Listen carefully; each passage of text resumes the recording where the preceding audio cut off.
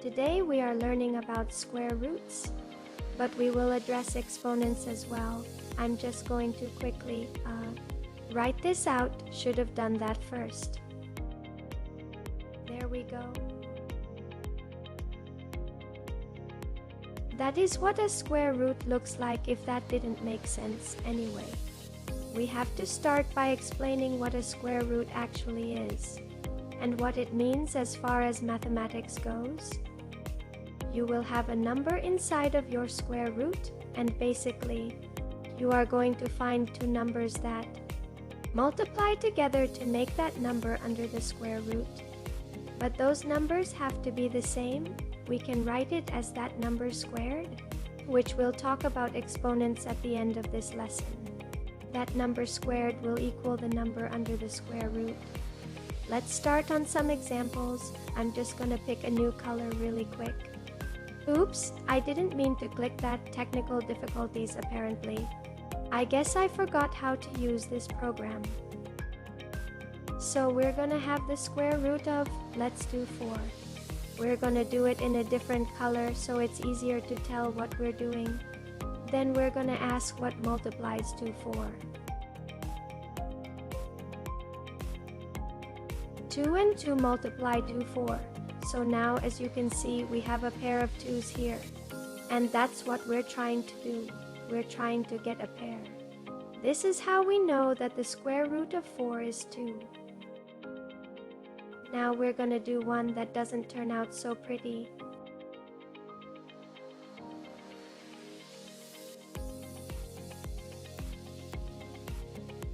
For this example, we are going to do the square root of 2. Just to show an important point, we break it down just like we've been doing, which is 1 and 2. Oops, that's not the color I want.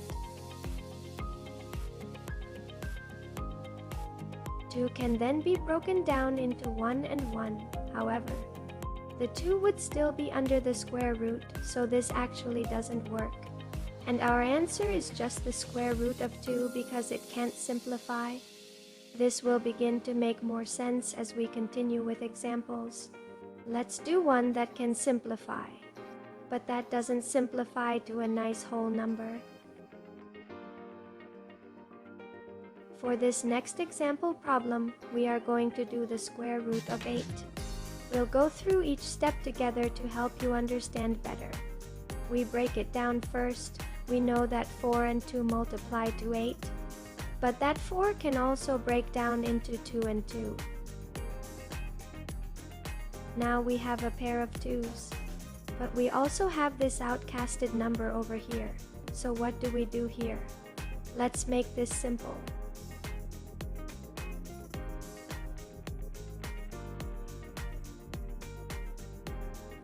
Our pairs right here will always go in front of the square root. And our number, that's all alone, will go under the square root each time. So our answer will be 2 root 2. Sometimes we get more than one outcast or more than one pair. Let's do an example like that.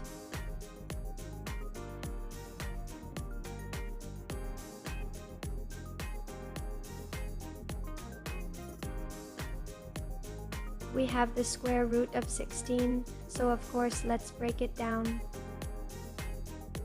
We know that 8 and 2 multiply to make 16.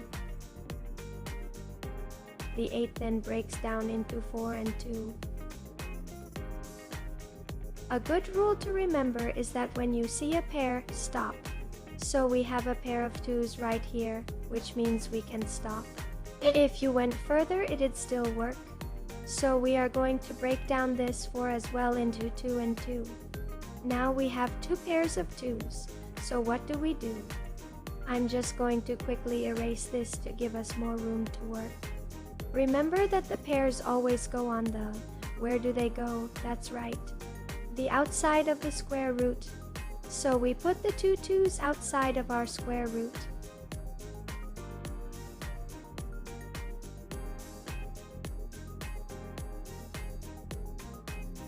Okay, so what do we do with these two numbers? You might think, oh, I'll just put the second one under the square root.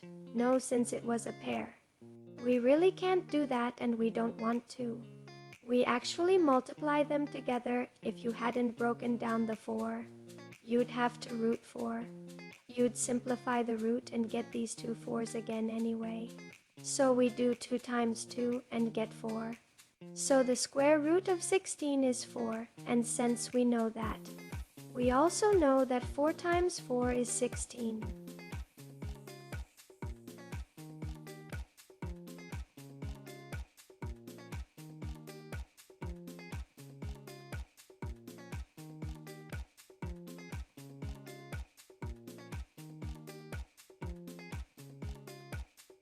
Now I'm going to let Camila tell you about exponents. That's right, let's go ahead and talk about exponents. We're going to specifically talk about numbers being squared.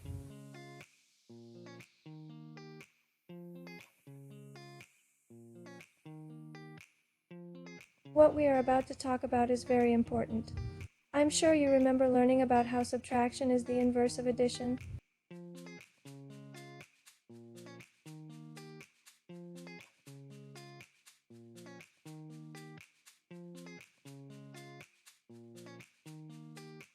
Instead, we are learning that squaring a number is the inverse of a square root.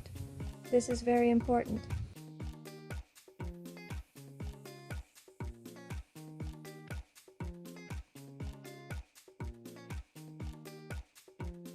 I'm going to draw many stars to emphasize how important this is.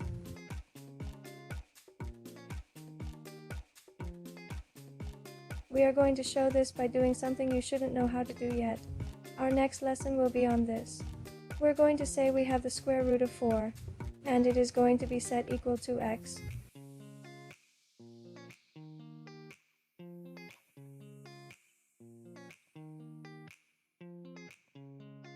So what we mean by inverse is that if you were to square both sides of this equation, the square root would be cancelled out.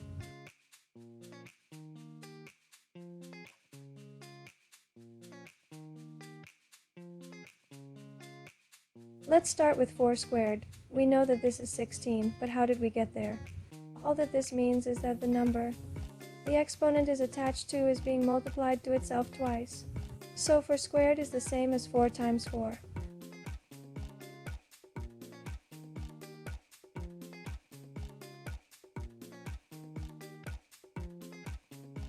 Imagine that we have 144 squared. No matter what number is being squared, it still means that number times itself. So this is still 144 times 144. Don't forget to subscribe to our channel. Turn on notifications to get told when we upload a new lesson. You can email us at the email below or just leave a comment. Tell us if there's something we can do better. We would love to hear your feedback. Stay curious.